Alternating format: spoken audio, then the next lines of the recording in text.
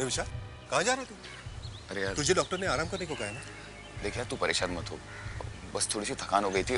भाई डॉक्टर लोग कुछ भी कह देते हैं। मैं कुछ नहीं सुनने वाला। तुझे वही करना होगा जो डॉक्टर ने कहा है। अक्षय समझा कर, बहुत जरूरी है। कहाँ जा रहा है? पूना। पूना? इस वक्त? तुझे बताया था ना यार, उस दोस्त से पैसे भी लेने हैं। देख मुझे बहुत देर हो रही है, मैं निकलता हूँ। कैसे जा रहा है? यही बस ट्रेन कुछ भी ले लूंगा। ये ले, मेरी कार लेके जा। अरे तुझे खामा का परेशानी होगी। कोई परेशानी नहीं होगी।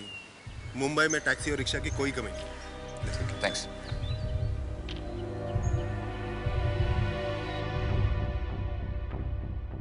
अगर अजीत ने बेलबॉय को नहीं मारा है तो फिर किसने उसे मारकर उसकी लाश को ठीक उसी जगह पर गाड़ दिया जहां पर अजीत ने किसी और की लाश को गाड़ा? और खूनी ने दूसरी लाश गायब क्यों की? इस बिट्टू के घर वालों का पता चलना बहुत जरूरी है। जैस्मिन, तुम एक काम करो, तुम रिजॉर्ट में जाकर पता करो कि ये बिट्टू रहता कहाँ है। उसकी पहचान के लिए उसके घर वालों में से किसी का आना बहुत जरूरी है। ऐसा?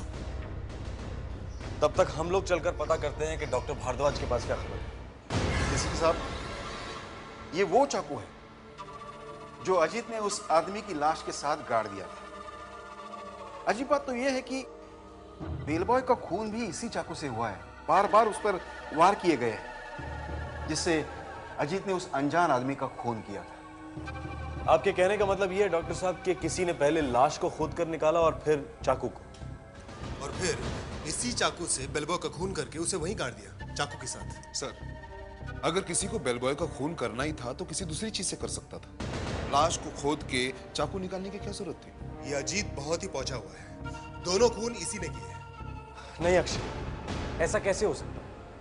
जब अजीत एक खून के लिए फांसी चढ़ने को तैयार है तो फिर दूसरे खून से इनकार क्यों करेगा वो? तो अभी बात वही हुई नहीं सर कि बेलबॉय का खून किसने किया? उसी ने जिसने पहला खून किया है। मतलब ये कि पहला खून भी अजीत ने नहीं किसी और ने किया और अजीत को फंसा दिया है। उसी ने बेलबॉय को भी मारा है। सर, खूनी एक लाश ले गया, वो दूसरी को छोड़ गया। वो समझ में नहीं आया कि ये खूनी करना क्या चाहता है। सर, हो सकता है जिस लाश को वो ले गया उस पर ऐसा कोई निशान रहा हो जिससे हम उस लाश को पहचान सके। सर एक मिनट, क्या कहा तुमने? पहचान? जी। ओह माय गॉड, लाश की पहचान। हो सकता है कि ये स्केलेटन किसी और का हो और इसे पहचान किसी और की दी गई हो। आपका मतलब यह है कि इस स्केलेटन पे किसी और की नेम प्लेट है? यस, ये स्केलेटन किसका है और नेम प्लेट किसकी है सब पता लग जाएगा। Hello sir. या जैस्मिन, तुम अपने साथ बिट्टू के किसी ऐसे रिश्तेदार को लेकर आना जिससे उसका खून का रिश्ता हो।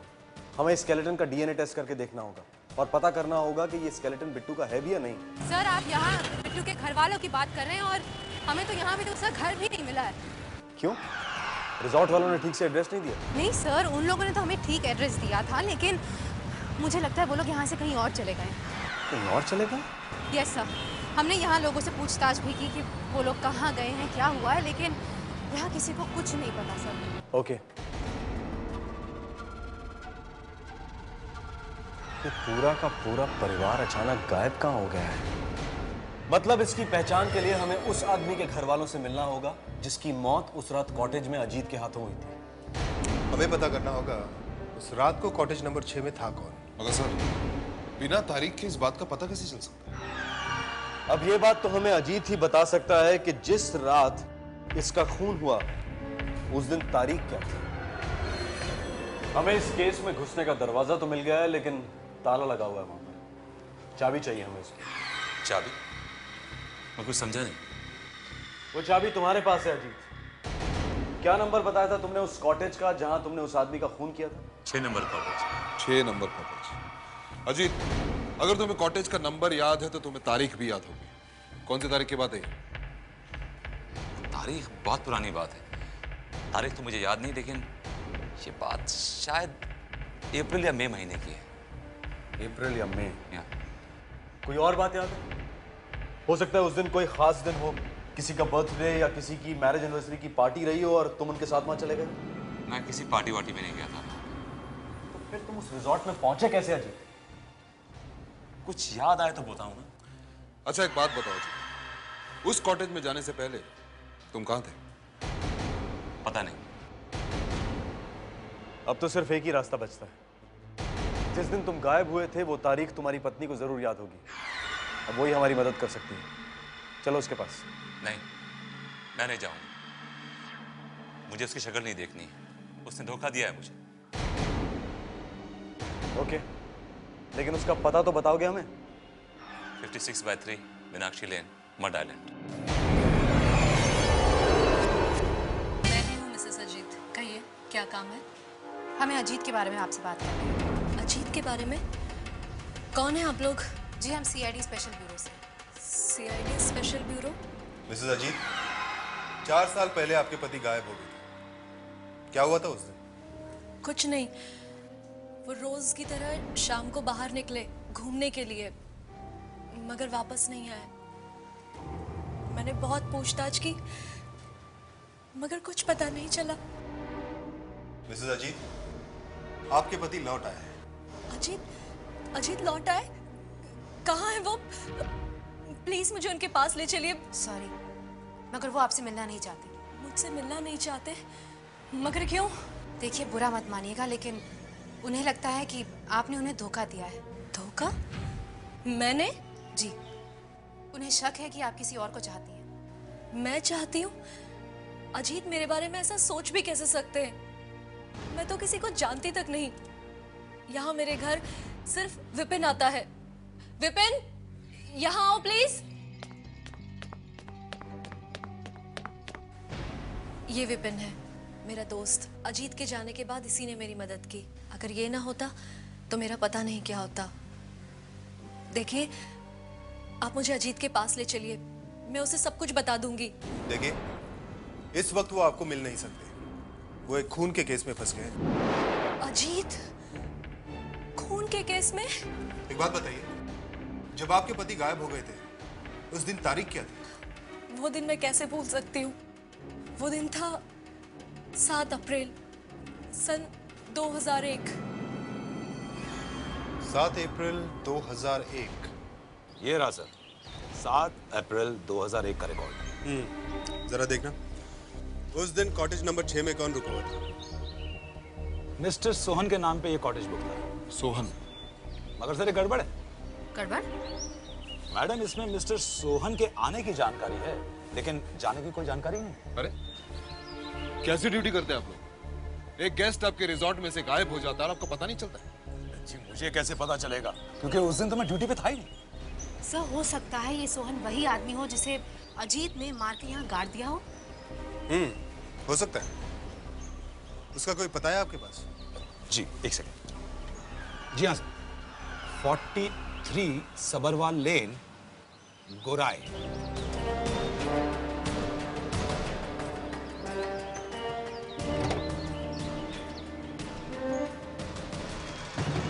घर को पहचानते हो? मैंने इनको पहले कभी नहीं देखा। सेल ताला लगा हुआ है सर। ये है किसका घर? उसी का, जिसे तुमने मार डाला। अरे कौन है आप लोग? क्या चाहिए आपको? हम लोग सीआईडी स्पेशल ब्यूरो से। CID special bureau? क्या बात है? सोहन है? सोहन नहीं है, वो अमेरिका गया है। अमेरिका? आप कौन है? मैं उसका चाचा हूँ। आप उसके साथ रहते हैं? नहीं, 4 साल पहले सोहन जब अमेरिका गया तब ये बंगला मुझे देकर गया, और अब कहा कि इस बंगले में रहो ताकि बंगले की देखभाल भी हो। झूठ बोल रहे हैं आप। वो कोई अमेरिका नहीं गया। उसके साथ जो कुछ भी हुआ यहाँ इंडिया में हुआ है। अरे कैसी बातें कर रहे हैं आप? देखिए, आपके पास कोई प्रूफ है कि ये घर सोहन ने आपको दिया है? आप मुझ पर शक कर रहे हैं? आपके पास कोई सबूत है कि आप सोहन के चाचा हैं? मुझे सबूत देना होगा? ये देखो, आपको जो भी बात करनी है वो मेरे बेटे से करिए। तो आपका बेटा भी कहाँ है? वो अभी घर पे नहीं है। कब आएगा? रात में। ठीक है, तो हम उसके आने तक इंतजार करेंगे। देखो, उसका इंतजार करना बेकार है। हो सकता है वो आज आए भी नहीं। वो आज नहीं आएगा, कल नहीं आएगा, कभी ना कभी तो आएगा। हम उसका इंतजार करेंगे।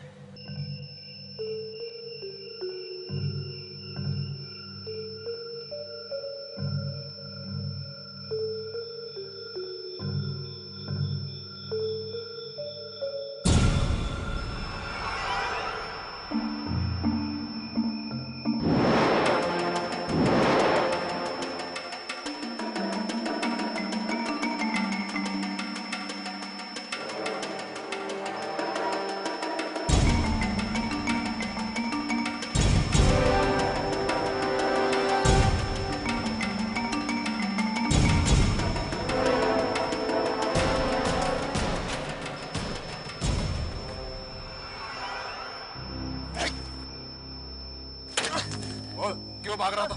क्यों भाग रहा था? सोहन कहाँ है? सोहन तो अमेरिका में। अमेरिका में? या तूने उसे ऊपर पहुंचा दिया है? मैंने कुछ नहीं किया सर। अजीत, यही वो आदमी है जिसने तुम्हें ऊपर पहुंचाने का पूरा इंतजाम किया था। खूनी ये है, तुम नहीं। ये खूनी नहीं है, ये खूनी नहीं हो सकता। तुम्हारा दिमाग तो नहीं खराब हो गया? ध्यान से देखो अजीत, यही खूनी है। मैं सच कह रहा हूँ, ये बेल बॉय। Bell boy? हाँ, बेल बॉय। ये वही आदमी जिसने मेरी हेल्प की थी लाश को गाड़ने में। भाई साहब, अरे ये क्या कर रहे हो? एक लाश पड़ी हुई है। लाश? चाहो तो मैं तुम्हें और पैसे दे सकता हूँ। ये देखो, मेरे पास कुछ कैश भी है। चलो चलो। बहुत गलत काम करवा रहे हो साहब। बाकी पैसे जल्दी दे देना।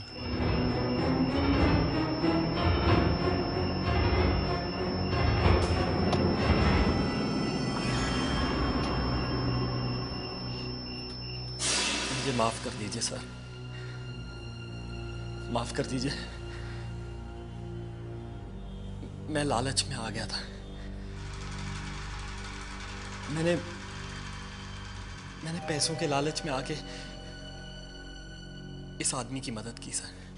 मगर उस लाश को गाड़ने के बाद मैं बहुत डर गया था कि कहीं किसी को पता ना चल जाए।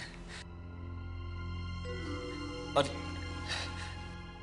मैं वैसे भी वहां से भाग जाना चाहता था क्योंकि मैं उस रिजॉर्ट के काम से बहुत तंग आ गया था। तभी मेरे दिमाग में एक प्लान आया। सोहन साहब एक बड़े बंगले में अकेले रहा करते थे। उनका इस दुनिया में कोई नहीं था। ये बात मुझे सोहन साहब ने बताई थी। तभी मैंने सोचा कि सोहन साहब तो अब इस दुनिया में रहे नहीं, क्यों ना मैं उस बंगले को हड़प लूं। यही सोचकर मैंने उनकी लाश को दोबारा खोद कर निकाला और अपने कपड़े पहना दिए और उनका चेहरा खराब करके लाश को दोबारा गाड़ दिया।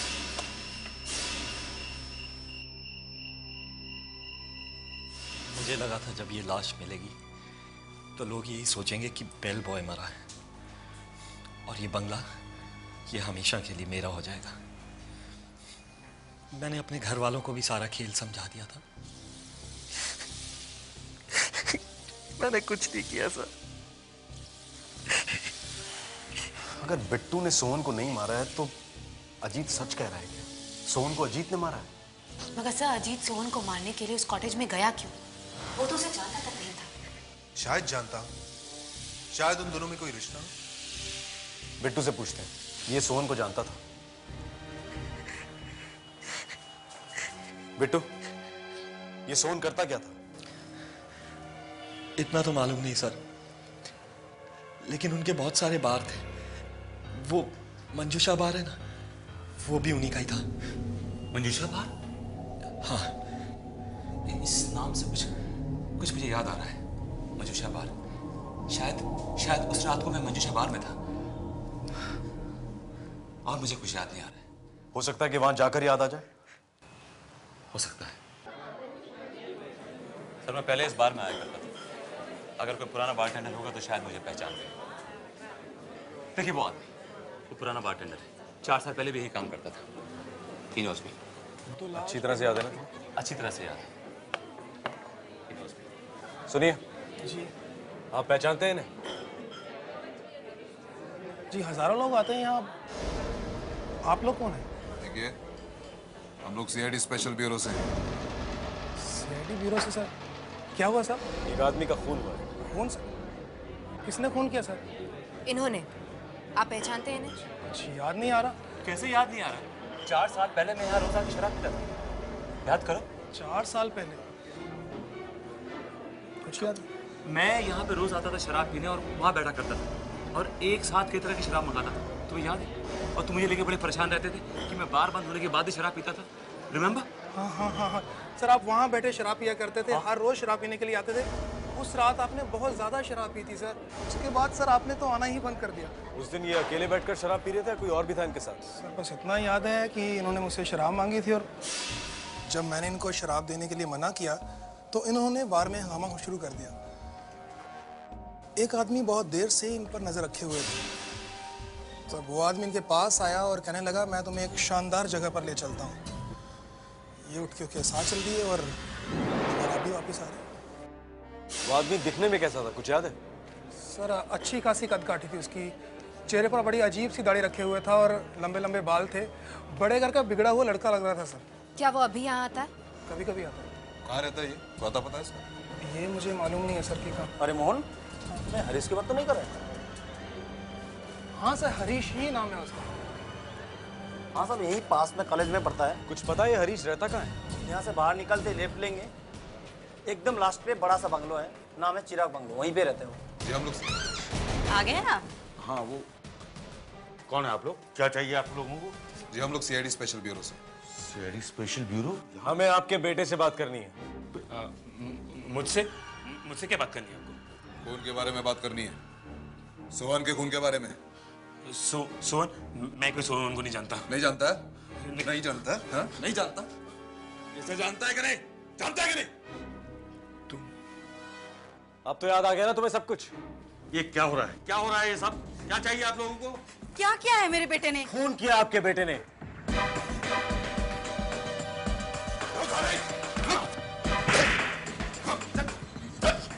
बैठ इधर। ये क्या कर रहे हैं मेरे बेटे के साथ? मेरा बेटा कभी खून नहीं कर सकता। अगर इसने खून नहीं किया तो फिर ये भाग क्यों रहा था? बोल क्यों क्या खून? बोल। सर मुझे माफ कर दीजिए। सर मुझे माफ कर दीजिए। सोहन को मैंने ही मारा था। क्यों? मेरे कॉलेज के चुनाव में सोहन दूसरी पार्टी के लड़कियों की मदद करता था, जिसके कारण मैं हमेशा आ जाता। और सोहन अपने पैसे के बल पर उसने मेरी गर्लफ्रेंड भी छीनी थी। एक दिन मुझे बहुत गुस्सा आया और मैं मौके का फायदा देख के मैंने उसे मार डाला। कहाँ? उस रिजॉर्ट में? बोल। हाँ सर, मुझे मालूम था सोहन वहाँ अक्सर आया करता था। लेकिन तुम्हारी दुश्मनी तो सोहन से थी ना, फिर तुमने अजीत को क्यों फंसा दिया? सोहन को मारने के बाद मैं बहुत डर गया। मैं फौरन से सोहन के ही बार में चले गया, जिससे किसी को मुझ पर शक न हो। मैं बहुत टेंशन में था और तभी मैंने अजीत को देखा। उसने बहुत शराब पी रखी थी और नशे की हालत में वो एक ही बात कह रहा था कि शराब पीने के बाद उसे कुछ भी याद नहीं रहता। इसकी यही बात सुनकर मेरे दिमाग में एक प्लान आया। जैसे ही अजीत ने बार में हंगामा शुरू कर दिया, मैं उसके पास चले गया और उसे किसी भी तरह मनाकर अपने साथ रिसोर्ट में चुपके से ले गया। वहाँ के 6 नंबर के क्वार्टर में मैंने उसे खूब दारू पिलाई, बहुत दारू पिलाई। तो वो खून वाला चाकू उसके हाथ पर रख दिया। सोहन की लाश तो वहाँ पे पड़ी थी। उसके बाद मैं वहाँ से भाग गया। मुझे माफ कर दीजिए, प्लीज मुझे माफ कर दीजिए। मैं तुम्हें माफ कर दूंगा हरीश, लेकिन पहले तुम्हें अजीत की जिंदगी के 4 साल वापस करने होंगे। सोहन को फिर से जिंदा करना होगा। बोलो, कर सकते हो ये सब तुम? मंदिरा जी,